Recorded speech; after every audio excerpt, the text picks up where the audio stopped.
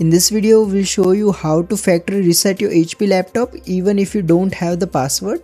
So to do this, first plug in the charger so that the reset process isn't interrupted.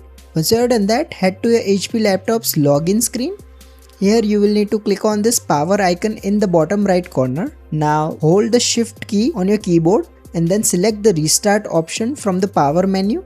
Now select restart anyway. Now keep holding the shift key. Your HP laptop will turn off and then turn back on.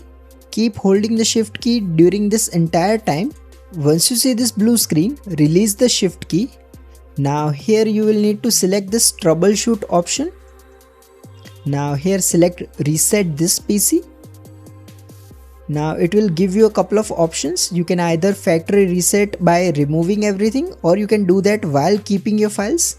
Next, you can either perform a local reinstall or download a fresh copy of Windows from the cloud. It's always better to select the local reinstall option since it's quicker. Now simply wait for a few minutes and your HP laptop will factory reset itself. If you find this video useful, please don't forget to like and subscribe to Glitch Guru.